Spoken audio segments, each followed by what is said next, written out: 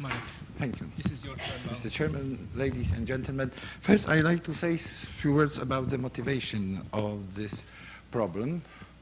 Oh, this don't work.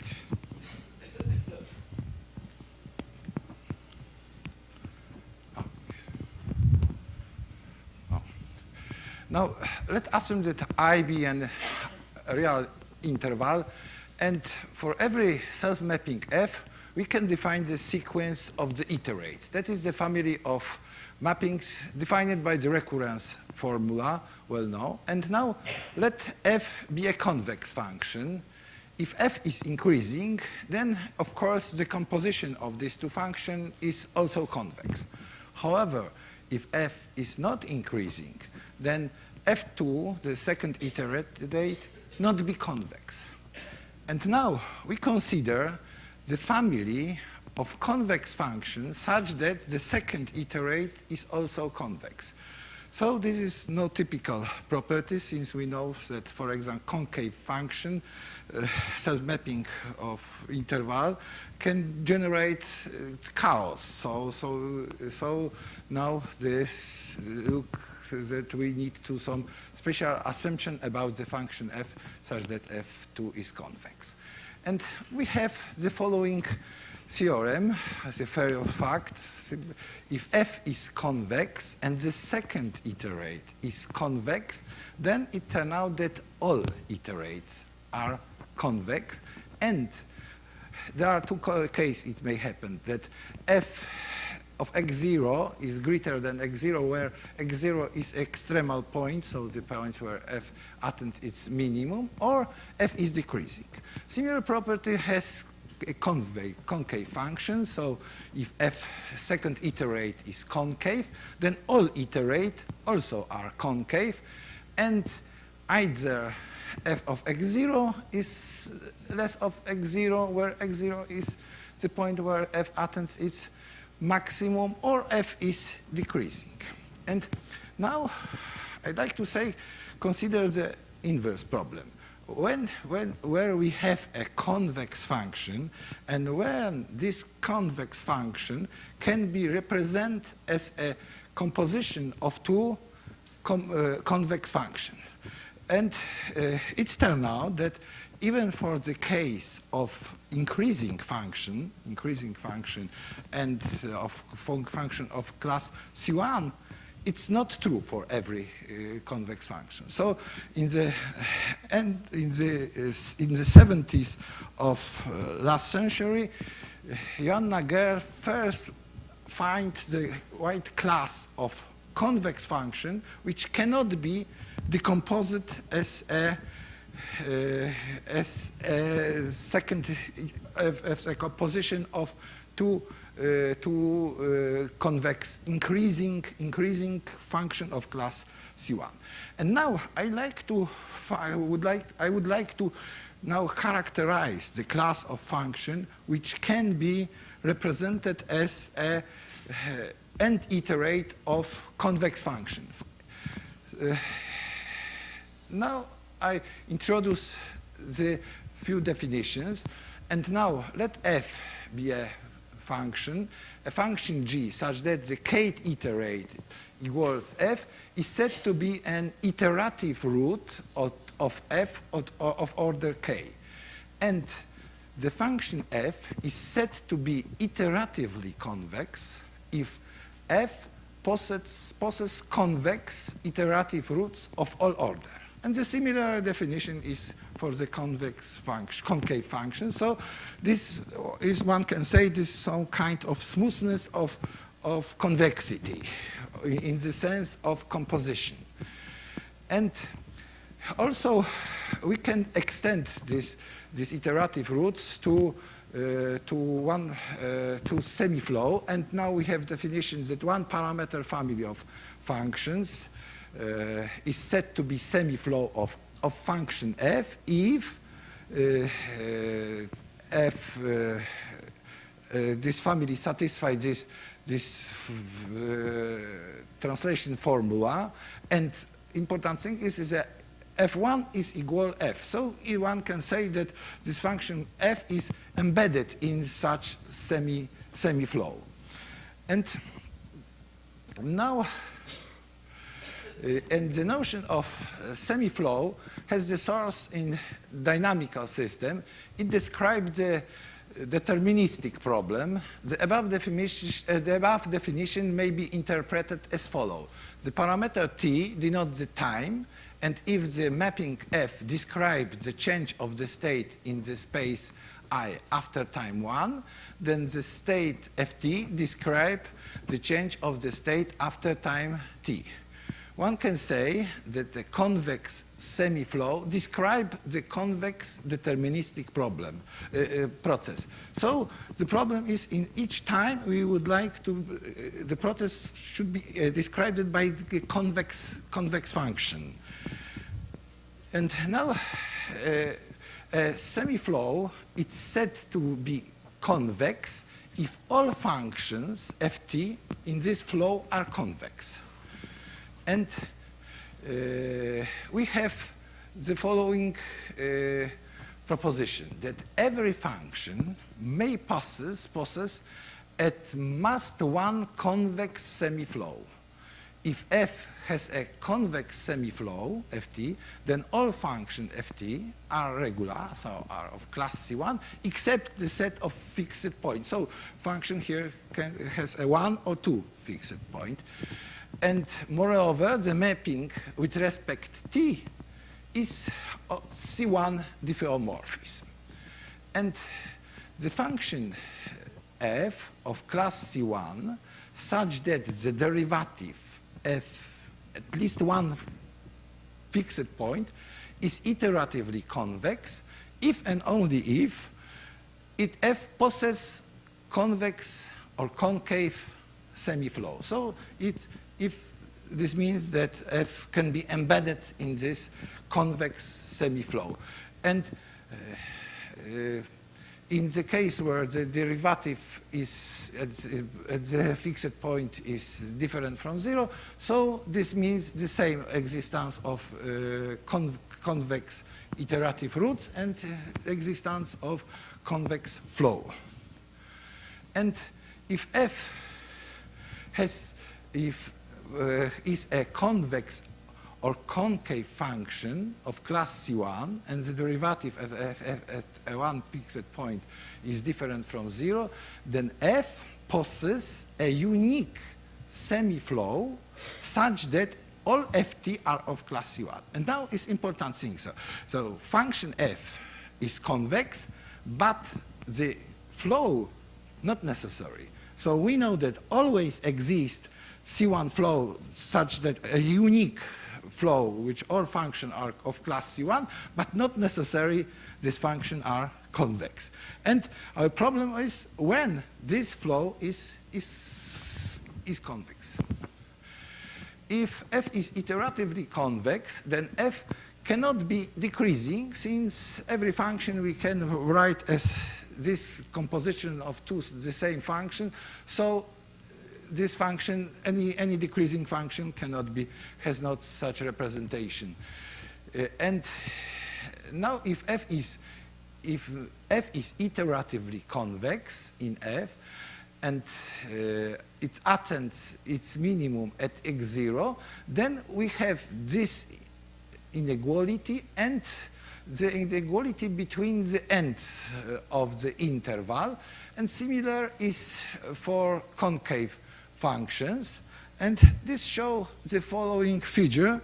So our case, this means that the fixed point is above diagonal, and the value on the left side is less than value of the right side. And similar situation is for the concave function. And now the problem of the characterization of iteratively convex function, one can reduce for the function which are only one fixed point, and the graph is such a kind as in this square. So this means that all problem can be reduced to the increasing function, which has such a form. So we have one fixed point, or for convex function, and for the case of the concave. So this problem can be reduced, this general case can be reduced to this function. And now I describe shortly the method of this. And we can let f be convex, and we can divide the interval in the two parts of this point x1. This is first interval, this left interval, and this is right interval, I minus and I plus. And we reduce to the problem to iteratively convexity to the function which are increasing and have no fixed point in the interior of this domain. We can do this by this following. F be convex and f attains its minimum at x0. Then in this interval, we define the function a of x by this formula, but in this interval I plus f is increasing. So, and we have the following theorem: the function f is strictly increasing, and a convex function is iteratively convex if and only if this function e is convex, and f reduced to f plus is iteratively convex. And now let me consider the case with the fixed point. To reduce that, we need to assume that the fixed point is on the one side, is not in the interior of the interval. And if f is decreasing, if f has a fixed point, then defining these two intervals, in one of them we obtain this inequality, and the second on the right interval this, and this in this interval f and are self-mapping in JL, and f is sample mapping of GR. So after this information, we can and we also can define the function gamma, which has the property that function g is concave if and only if f is convex. And similar is for the semiflow, that convex semiflow in JL is convex in and only if the semiflow GT is concave semiflow. This simple transformation can reduce all problems from convex function for concave in generally. The function f has a fixed point. We can has a fixed point p on the left side of the interval, and for simplicity we assume that p is 0 and the right side of the interval is 1. That we can reduce to the problem to convex or concave functions satisfy the following general assumption. This one, this assumption means this what I present in the blackboard. So we assume that f is of class C1 as f is under diagonal, and we assume that the derivative at 0 is 1. And so further this will be our assumption for all theorem. And now we consider the case, the characterization of the strictly increasing function which are iterative concave. And we have one simple theorem, criterion of the iterative concavity. So if f and f prime, a derivative f is concave, then f is iteratively concave. And this theorem is only true for concave function. For convex is completely, this don't work. It's not symmetry, but we consider always the function under diagonal with the fixed point in the left side. And for this case, one can see very easy. example of function of sine is concave, f prime is cosinus, and the a is given by this formula, so we see that this function is iteratively concave. But for the example for iterative convexity is not so easy. And we have in this case only for iterative convexity, we have the theorem only on the local characterization. If f is of class C3 convex and the second derivative is different of 0, then f is iteratively convex, but only in the neighborhood of 0. But if we have such situation only in the neighborhood of 0, so we can extend this function such a way that obtain the function which is iteratively convex. And we have the following result on this topic. Let f be iteratively convex function in interval 0 delta, then for every a, which is greater than delta, there exists unique iteratively convex extension f on f in whole interval such that function f restricted to a1 is affine. So this means that if we have a function which is locally,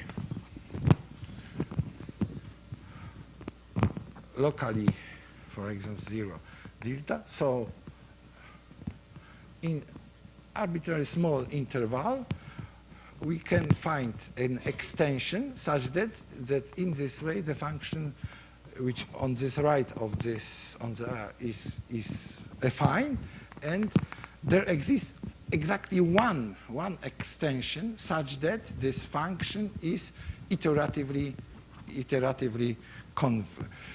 convex. And we have also another theorem which we say about the approximation of the function by the iterative convex function. If f is a convex function and iteratively convex in interval 0 delta, I assume that delta is greater or less 0. If delta is 0, this means that f is only convex without any additional. Then there exists iteratively convex function g and h in intervals 0, 1, such that g is less than f, h is greater than f, and in this interval 0 delta, this function coincides, and we have the following inequality with respect the flows of this function.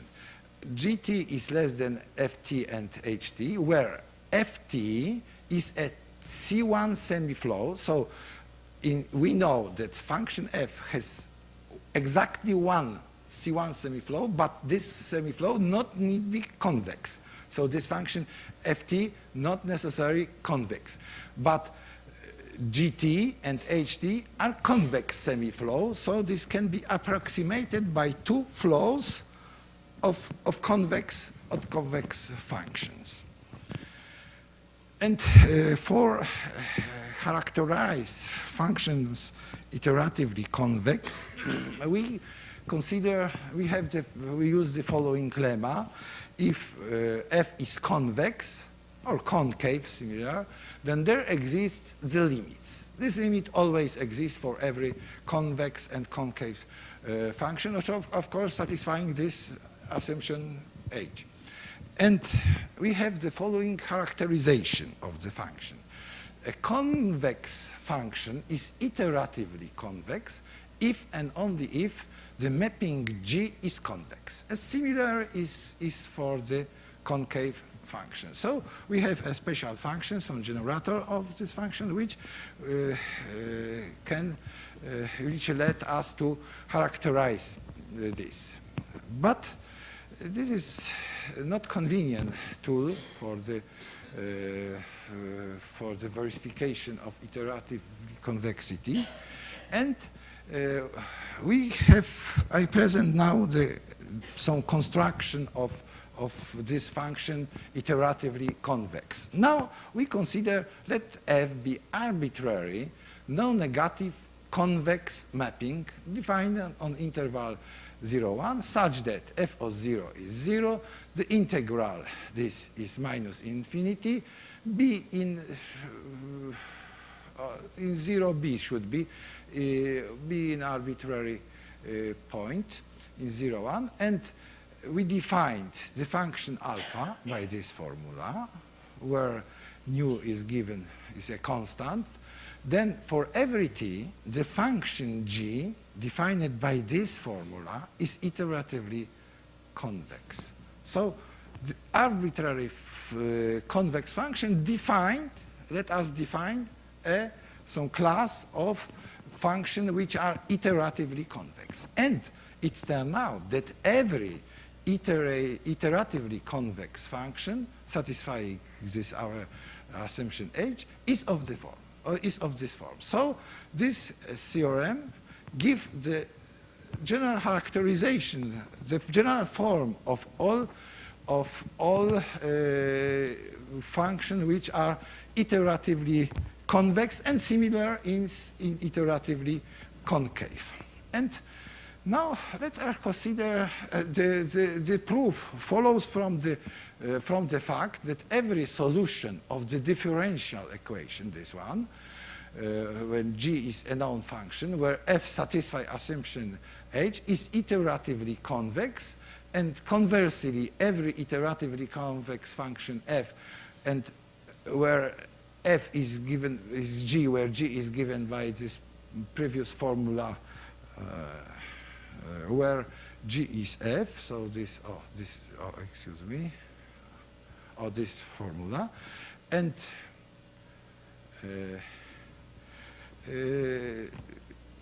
so this solution of this differential equation led us to determine this function. This is the idea of the proof which I used here. And now let's consider the situation when the function have two fixed points. Two fixed points are convex and have two fixed points in the end. And in this case, let us introduce the following family of functions, convex. This is all convex functions which satisfy H. 0 and 1 are the fixed point, and the derivative at 0 we denote by lambda 0, and in 1 lambda 1.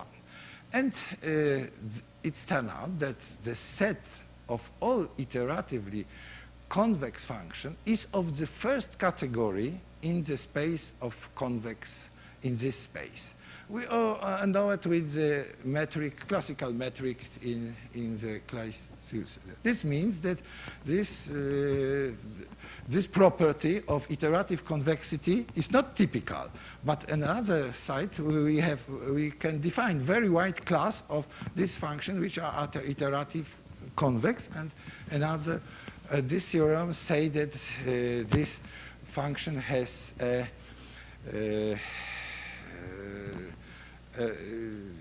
not typical. And this function, which are iteratively convex, has a very sensitive property. This shows the following theorem.